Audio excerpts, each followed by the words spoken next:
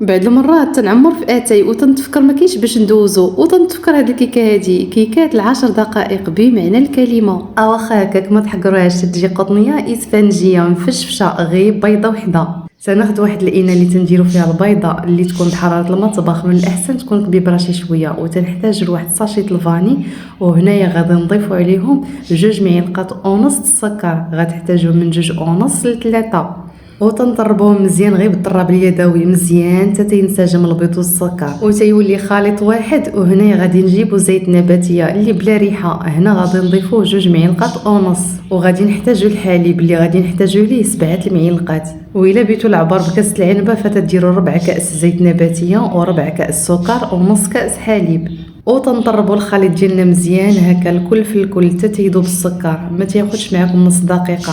وهنا غادي نحتاج كأس دقيق، غادي نحتاجو كأس ومعلقه هكا. الا كان البيض ديالكم صغير غير الكاس كافيكم، اما الا كان البيض هكا حجمه كبير فغادي تضيفوا 1 المعلقه، والا كان البيض صغير بزاف فغادي تنقصوا 1 المعلقه من الكاس.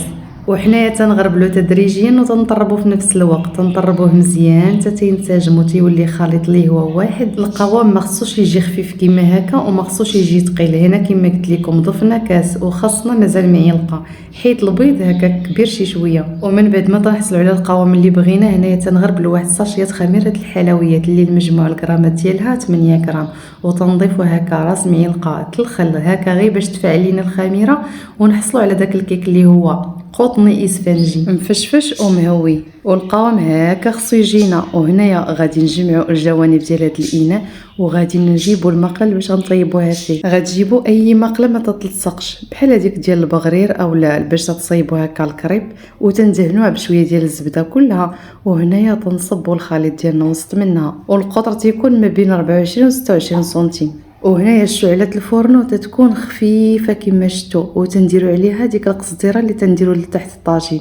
والا ما عندكمش خذوا هكا واحد طرف الالومنيوم طويوه على 4 وحطوه ما بين النار هكا والمقله. المهم المقله ديالكم خص يجي هكا شي عازل بين هكا العافيه والمقله. وتنحتاجوا لشي تبصيل كيما هذا وتغطيو بها المقله ديالنا وتنخليوها ميم با واحد 5 دقائق ونطلعوا عليها ونحلوا عليها وناخذوا داك التبصيل نمسحوه هكا بشي فوطه ونمسحوا داك العرق ديال الكيك ضروري باش هكا ما يقطرش لينا وسط الكيك. ونعاودوا نغطيوها ونتسناو واحد 3 دقائق ونعاودوا نطلوها وتنديروا نفس العمليه، تنمسحوا الطبسيل هكا من داك العرق باش ما تيقطرش لينا وسط الكيك. وإلا عندكم الغطا ديال المقله ديالكم فتتغطيوها، وإلا فيها شي تقيبه فتتسدوها باش هكا تطيب لكم الكيك دغيا. وتنأكد لكم ضروري الشعله تكون خفيفه باش هكا ما تحرقش لكم. ومنين تنشوفوا الوجه ديال الكيك هكاك مشمع يعني تجمع تنزولوها وتناخذوا المقله نفس المقله فاش طيبناها تنمسحوها وعاد نرجعوها ليها. غير هاد المره تنطيبوها من الجهه الاخرى يعني من الوجه ديالها، وهاد المره ما غتاخذش معكم 2 دقائق بالضبط.